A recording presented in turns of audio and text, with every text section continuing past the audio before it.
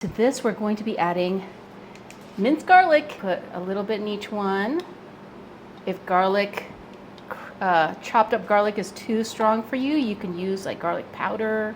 Then we're gonna put a little pepper and salt on each of these.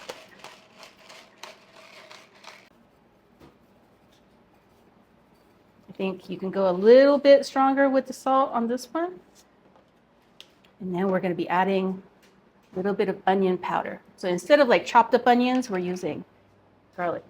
We're using chopped up garlic, but we're using onion powder. It's going to taste so good. Next, we'll be adding some bacon bits. I like using these pre-made bacon bits. So a little bit goes on each one, or a little bacon flavor.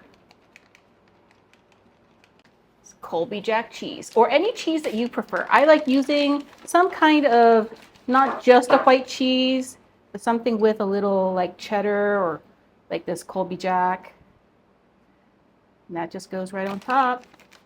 And you can add as little or as much as you like. I like it a little cheesy, so I'm adding a little extra cheese. Okay, and look, talk about how simple. This is gonna go in a 350-degree oven, just like this, for about 30 minutes. We'll be right back. Look at these. These look so good. They're so cute because, you know, the beef kind of shrunk up. So I'm going to go ahead and add some chives on top of all this. You can use green onions, but I like chopping up chives. Maybe they'll land, maybe they don't, but at least they're there.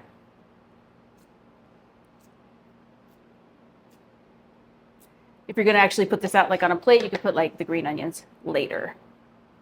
So, gotta pick one. I'm going to take this one right here. See what I mean about it being like almost perfect for like a slider? Like you get a little, like a slider bun. I think it'd be amazing on that. I am going to add a little sour cream. You can add ketchup or mustard or whatever you like. If you're watching your sugar, a lot of companies make like sugar-free or low sugar ketchups now. So I'm using a little sour cream. Cut into this. Remember we had all those seasonings. We had that giant dollop of garlic on the inside. Take this bite, the onions and the bacon.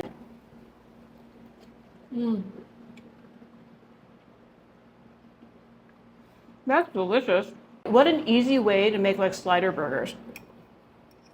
I think you could like make all sorts of like stuffed burgers for sliders this way using a cupcake tin.